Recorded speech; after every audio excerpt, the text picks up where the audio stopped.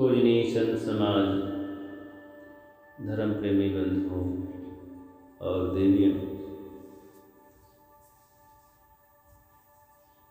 अभी बहुत ही सुंदर कथा श्रवण कर रहे थे। इस सुबह का अमृत पान है। जीव अमृत है और शरीर और संसार ये सब विस्तुल्य है। सद्गुरु कबीर ने इसीलिए कहा, तन विष की बेलरी गुरु अमृत की खान, शीश है जो गुरु मिले तो भी सस्ता जान। तन विष की लता है और गुरु अमृत की खान है।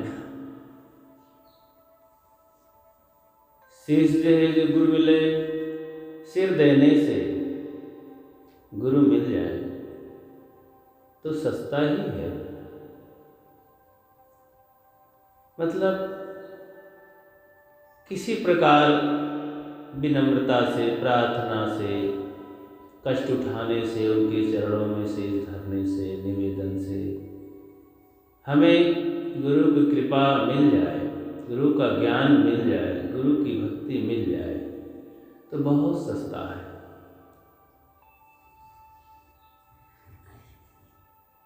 इतिहास में, शास्त्रों में बहुत कहानियां आती हैं कि एक तपस्वी तपस्या किया तो कई बार उसने अपने सिर को काट काट कर रख दिया देवता के सामने। तब देवता प्रसन्न हुआ और बोला कि ठीक है, तुम्हारी तपस्या से मैं प्रसन्न हूँ, जो वरदान मांगना मांगो। तब वो मांगता था। कई बार रावण को कहा ही जाता है कि अपने देवता के सामने वो गया, बहुत तपस्या किया, यज्ञ किया, कई बार अपना सिर चढ़ा दिया। ऐसे बहुत तपस्वियों की बात होती है। इतने वर्ष तक तपस्या किया और ऐसा किया, एक पैर से तपस्या किया, जल में खड़े होकर के तपस्या किया, बहुत विधि की तपस्या शास्त्रों में वर्णित है। कुछ भी हो, अति संयोग और चमत्कारी ढंग से रूपकों में बात बताई गई है कहीं कहीं। लेकिन यहाँ पर यह समझना है कि जब देवता कैसे प्रसन्न हुआ, जब तपस्वी बहुत कष्ट सह करके खुश करने का प्रयास किया, सेवा किया, निवेदन किया। एक तपस्वी तू जा करके देवता की शरण में इतने दिन तक सेवा किया। गंगा को लाने के लिए भगीरथ किनकी तपस्या किया और जाकर सेवा किया, ब्रह्मा की, विष्णु की और शंकर की, कई लोगों की जाकर के। तो उस देवता ने यह बताया, उस देवता ने यह बताया कि तुम उनके पास जाओ, तुम उनके पास जाओ। अंतिम में ब्रह्मा ने कहा ठीक है, कमंडल में तो मैं गंगा को लिए हूँ, और इसके वेग को सहेगा कौन? मैं जब छोड़ूंगा तो धरती में जाकर गिरेगी, धरती ही नष्ट हो जाएगी। तब कहा क्या करूं फिर, मैं अपने पुरखों को तो तारूंगा जरूर, इसीलिए तो मैं तपस्या कर रहा हूं। तब बताया गया कि शंकर जी के पास जाओ, वो इसके वेग को सह लेंगे।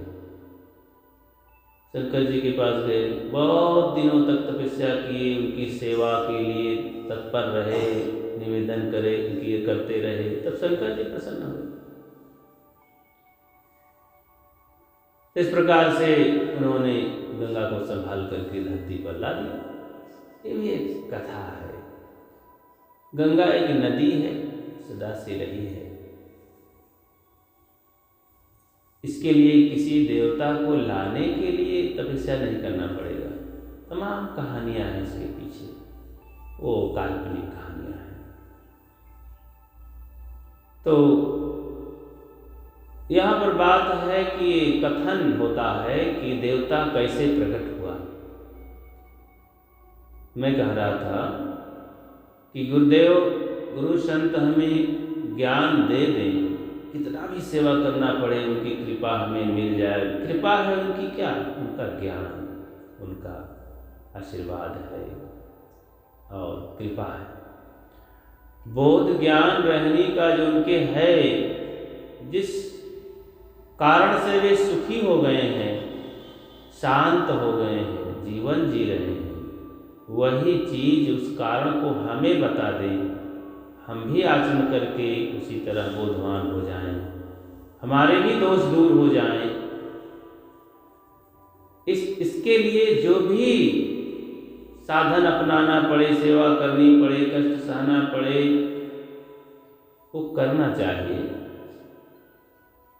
तो सस्ता ही है, क्योंकि जिस काम के लिए हम काम कर रहे हैं, गुरु को प्रसन्न कर रहे हैं, खुश कर रहे हैं, वो काम हमारा अनादिकाल से भूला बिसरा खोया पड़ा था, और उसी के बिना हम संसार में बहुत दुख पा रहे थे।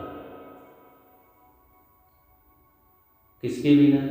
यही बोध बिना, आत्मज्ञान बिना। आत्म ज्ञान बिना नर भटके, कोई मथुरा कोई काशी। पानी में मीन पियासी, मुझ सुन सुनिया वह हांसी। साहब ने इसीलिए तो संसार की दशा को देख करके बहुत दुखी हुए और बहुत हंसे। कैसा ये संसार है?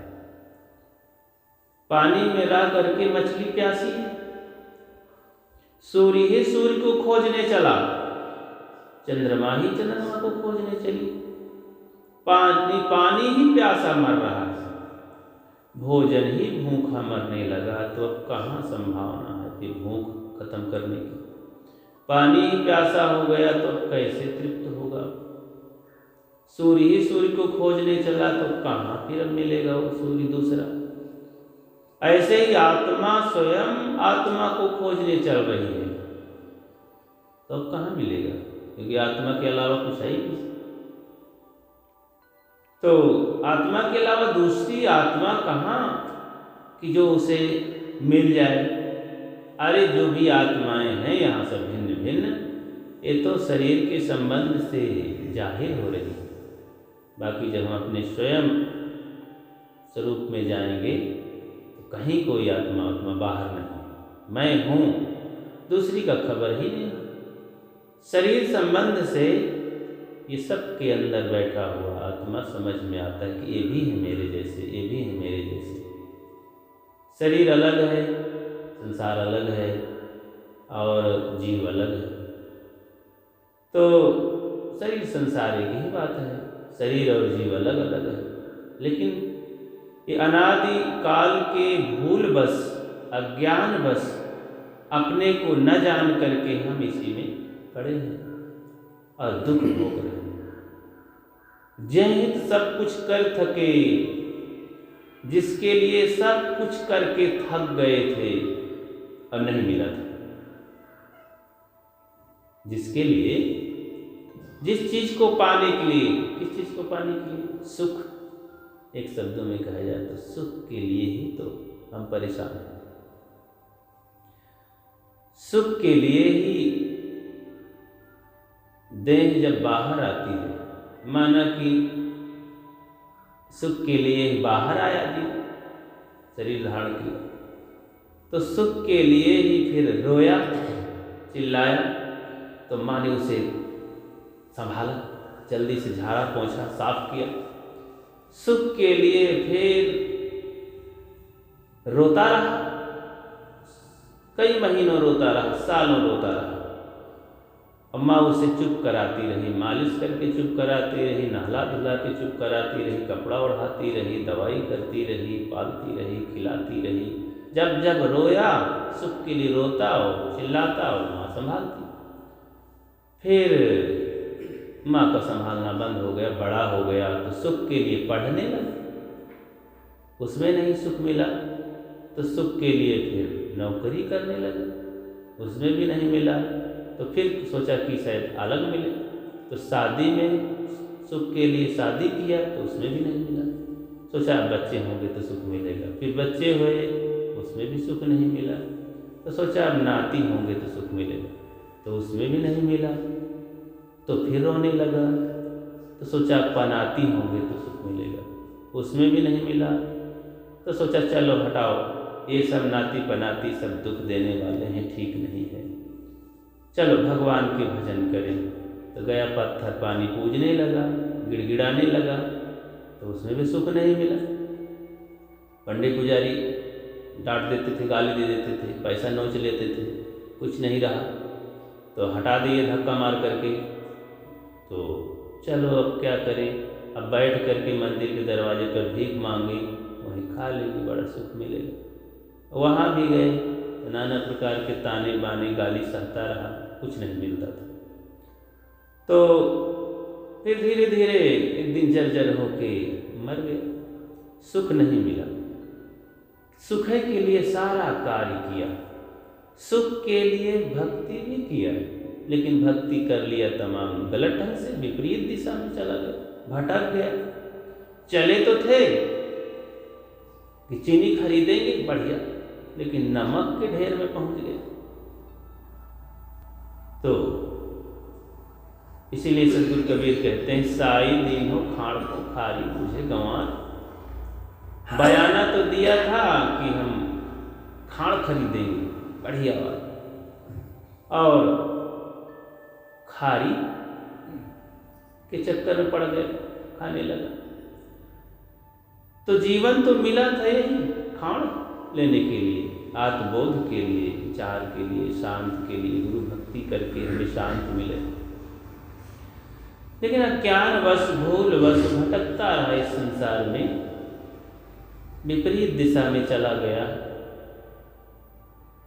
तो सद्गुरु का बोध मिल जाए, अगर सर देने से, सेवकाई करने से इस जन्म में, तो बड़ा सस्ता है।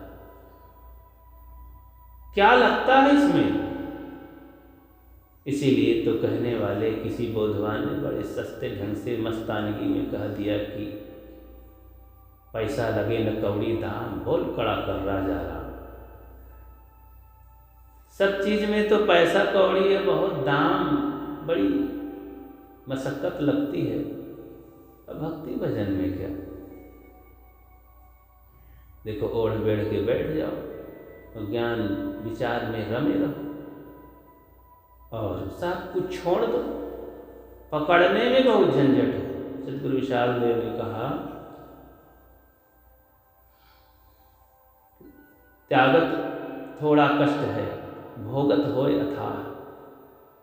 त्यागने में थोड़ा सा कष्ट सहना पड़ता है, वो भी कष्ट लगता है आसक्ति बस, कि हमने पकड़ रखा है तो छोड़ रहे हैं, तो छोड़ने में थोड़ा कष्ट लगता है।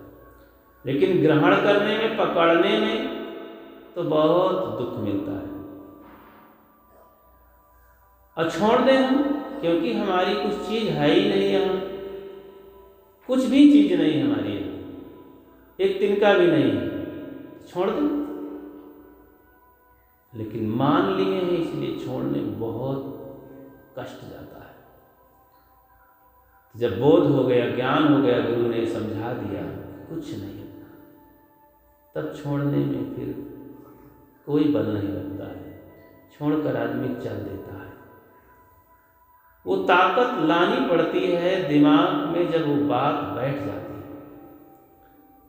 जैसे एक पति पत्नी बहुत आसक्त हैं अपने ममता मोह राग में। तो एक जंगल में गए, अब वहाँ नहीं, मेरे बिना तू कैसे यहाँ रहेगी, उसने कहा तुम चले जाओ। कहीं नहीं, मैं तुम्हारे बिना जा ही नहीं सकता, मर जाऊंगा। अरे मेरा कर्तव्य है, मेरा धर्म है तुझे साथ में रखना, तेरी रक्षा करना। तो इतने में एक ने आकर के कान में बताया कि अरे भाग यहाँ से, नहीं तो ये तुझे अभी मरवा देगी तुरंत। एक पल की भी देरी नहीं करेगा, और इतनी घृणा करेगा उस स्त्री से कि छोड़ने में जरा भी देरी नहीं करेगा, क्योंकि समझ लिया ना कि ये मेरी नहीं है, ये तो मेरी दुश्मन है, मेरे प्राण की घातनी है। तो भला पकड़े बैठे रहेगा क्या? भागेगा वहाँ से, जितना जल्दी बन सकेगा युक्ति से बचेगा, क्योंकि जान गया ना कि ये मेरी नहीं है, भूलवश समझ रहा था कि मेरी। ऐसे ही संसार के सारी चीज़ों के प्रति है प्राणी पदार्थ, कि हम अज्ञान में समझते हैं कि सब मेरा है, मेरा है, लेकिन कितने दिन का है? जैसे मेरा घर है, कितने दिन का घर है? मेरे बच्चे, लड़के, पत्नी कितने दिन की है? एक दिन छूट जाएंगे। तो इस वास्तविकता को समझ ले, अच्छी तरह ज्ञान कर ले, घटा ले हृदय में अपने कि सब छूटने वाला है एक दिन, अभी नहीं छूटेगा भले, लेकिन अभी क्या प्रमाण है? कौन सा दावा है कि अभी नहीं छूटेगी? अभी भी छूट सकती है, लेकिन छूटेगी तो चलो अभी से हम इसको छोड़ने का प्रयास करते हैं। तो विवेक से अभी तुरंत उसे छोड़ देना चाहिए। जो अपनी नहीं है तो विवेक अगर है, ज्ञान है, तो छोड़ देना चाहिए, बड़ा सुख मिलता है। और ये कौन देते हैं? इनकी कृपा से होता है। कहाँ से ये मिल सकती सामग्री? गुरु संतों से। कौन से? सदगुरु से। इसीलिए जब तक सदगुरु ना मिले शुद्ध हृदय नहीं होए, तब तक दुख छूटे नहीं कोटि करे चाहे कोई। जब तक सदगुरु नहीं मिलते, गुरु तो बहुत मिलते हैं। इसलिए गुरु जी हमारे कहते थे, गुरु गोरु गोरुआ सदगुरु। ये सहज सामान्य भाषा में लोगों को समझाने का तरीका है। संत अनेक युक्ति से लोगों को समझाते हैं। वे भाषा भूषी पर बहुत नहीं जाते हैं, अपनी सरल भाषा में, लोगों की भाषा में अपनी बातें कहते रहते हैं। जिस भाषा से लोग अच्छी तरह समझ जाएं, उसी भाषा का प्रयोग करते हैं। तो उसे कुछ भी हम कह सकते हैं, अनेक भाषा। तो कहते थे 4 प्रकार के गुरु होते हैं, बता देते थे। एक गुरु घर में भूत प्रेत मनाने वाला होता है। एक गुरु तो ये सब है, माता पिता, सारे नाते रिश्ते। और एक पंडा पुजारी भी है, गंगा के किनारे बैठ करके कुछ मंत्र वंत्र बता करके कुछ थोड़ा सा मंदिर मस्जिद की ओर लखा देता है, कुछ मान शराब छुड़ा देता है, वो भी है। तो इस तरह से। और एक जो सदगुरु होता है वो आत्मज्ञान देता है। मन इंद्रियों को स्वश करो, सारी विकारों को दूर करो, और भीतर बैठा आत्मा है, ज्योतित आत्मा को देखो, ये शरीर छूट जाने वाला है। तो अंतः शरीरे ज्योतिर्मयो ही शुभ्रो यम पश्यते क्षीण दोषा। भीतर ये चमकने वाला ज्योतित आत्मा तुम्हारे अंदर बैठा है, लेकिन ये दिखाई कैसे देगा?